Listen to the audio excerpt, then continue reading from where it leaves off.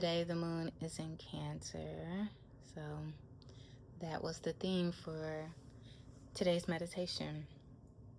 And with the moon being in Cancer, our meditation was centered around inner child work and like returning home, which overall is, I guess, my philosophy within my work is returning home to yourself.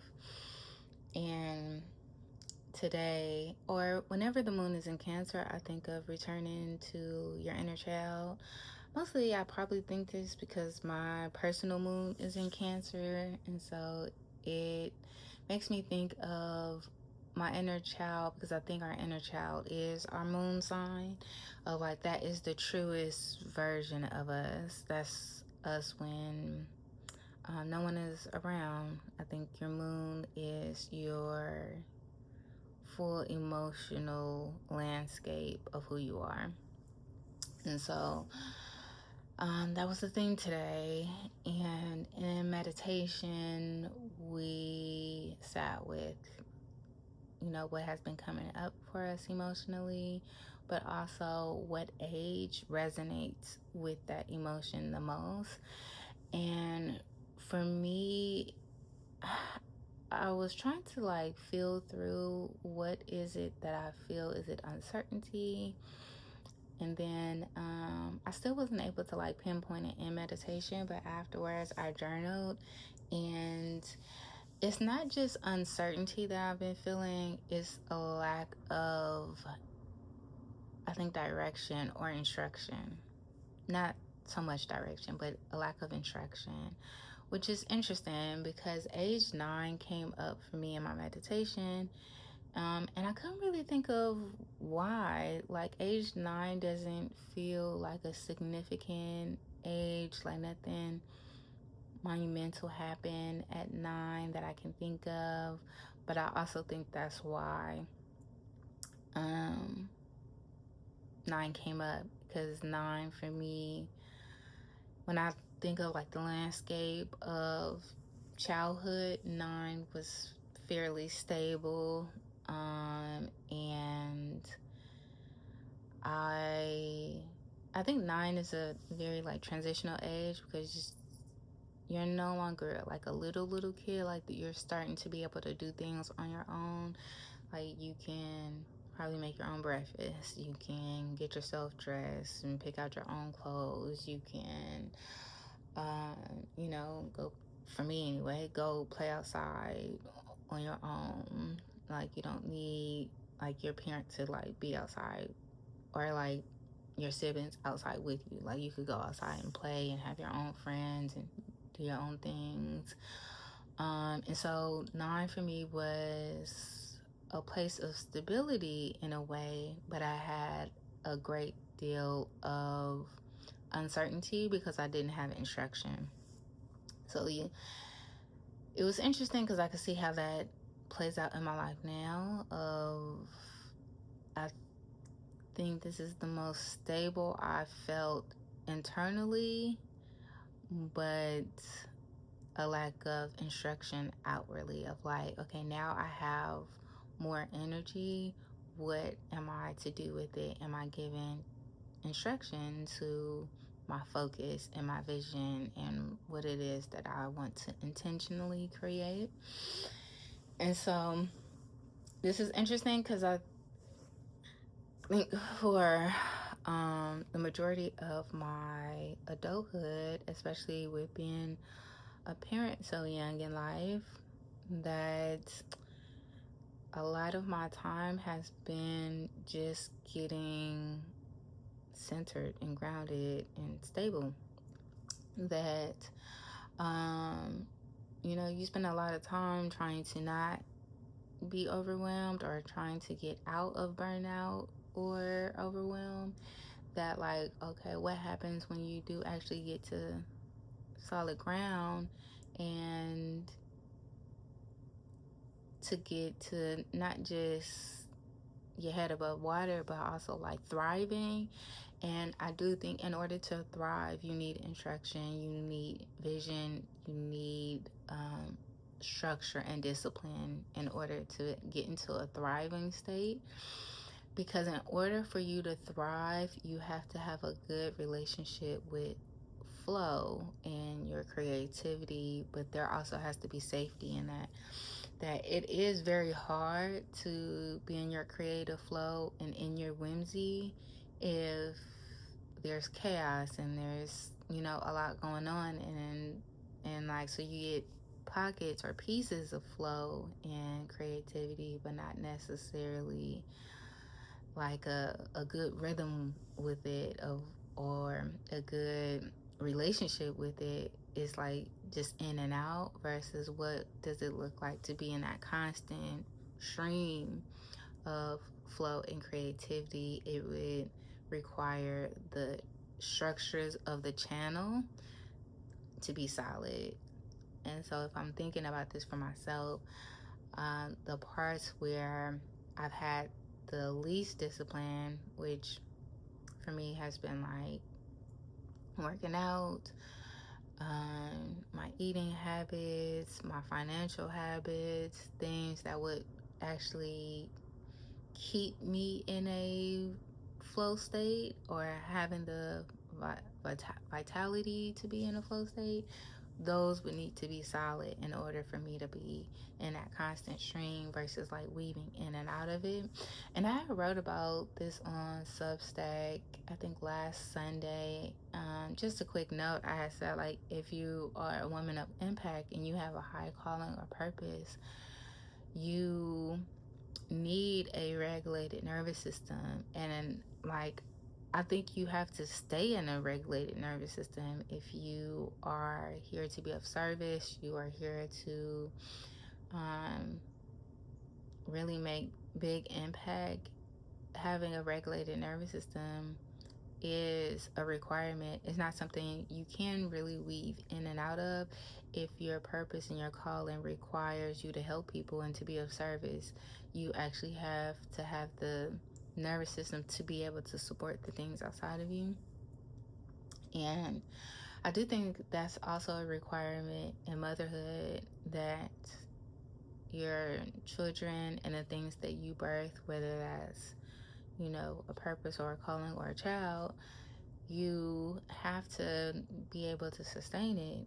You have to be able to be the solid part of the ebbs and flows. Like, yes, 1 minute kids are cute and cuddly and gentle, and the next minute they're little Tasmanian devils. But like, you got to be the grounded one in that. And it's very hard to do that when you're overwhelmed and when you're burnt out and when you don't really have the mental capacity for that type of fortitude. And so working on the things that would actually solidify you in that. And like, for me, it is food and working out. Like, I have a pretty good sleep routine. I have a pretty good like self-care routine of like the things that I feel like help me tend to my emotional world, which is why I do feel like I have some emotional stability on top of really having a easeful and restful summer. But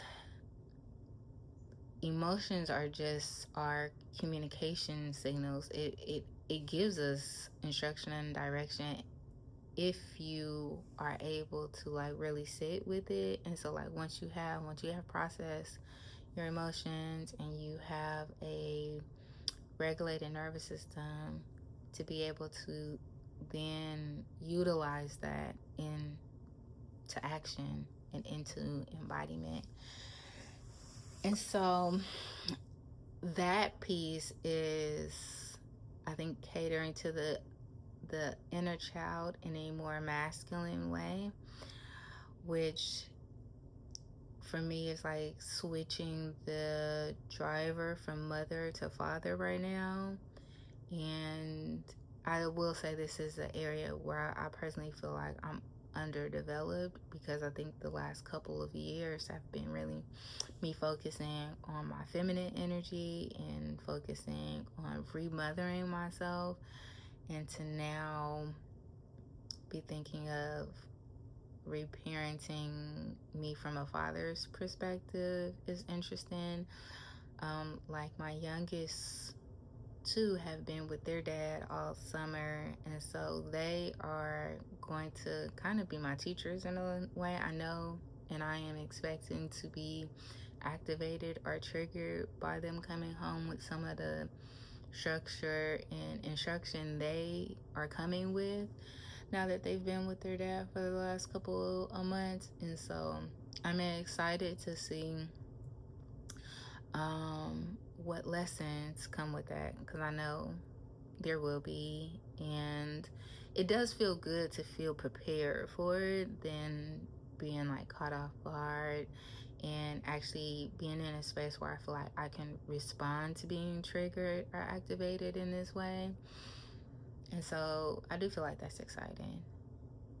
This is a sidebar, but within like coming home to yourself, you really have to fall in love with the journey of relearning something. You really have to fall in love with the journey of being triggered and what that brings out of you, what it reveals. You really have to fall in love with meeting yourself over and over again. And that is the excitement that I'm talking about. It's like, oh, I'm about to meet a version of myself that I have not been able to be.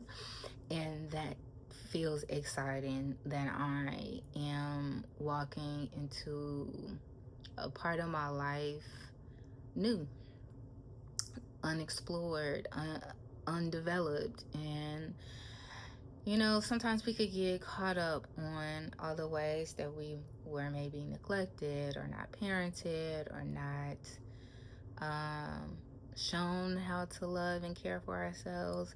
But I think the learning it is also a journey of love, a journey of returning to self. And there is some joy in that you get to like get it out the mud, yes, and I know that's hard, but I think there's some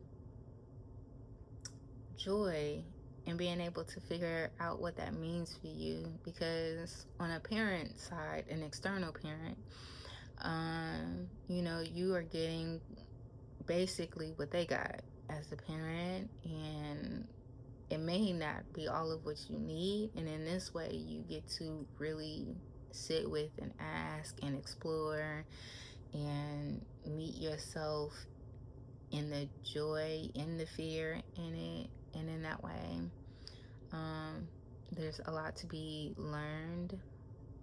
And I do think I just enjoy being a student in that way. I enjoy the ways that my kids show me. I think it's one of the hardest but also most fulfilling sides of being a mother to me. The ways that my kids teach me, the ways that my kids show me how normal it is to be just exploring life, and to be good at things, to be even bad at things, to be learning things and see it from a place of innocence. I do think that restores my belief in love. It restores my own innocence, my own curiosity, and it helps me be more gentle with myself when I'm able to see my kids be unbothered in ways of growing up. That, like, my son, he'll be 11 in September, and then my youngest has just turned 6. And so just to think that, like, in some areas, my 11-year-old is farther along than my 9-year-old, and he is like showing me the way. He's like, ushering me along. And in some ways, I guess that is not how it's supposed to be. If we're looking at, like, parents should be the more responsible, mature, and all the things, but I think in a beautiful way, kids are our mirrors in that way, that they just show us. Anywho, happy Monday. I hope y'all got something out of this ramble, because today was definitely like a ramble and me just processing my thoughts out loud. So I hope that it was medicine for you as it was for me, and I'll be back next week.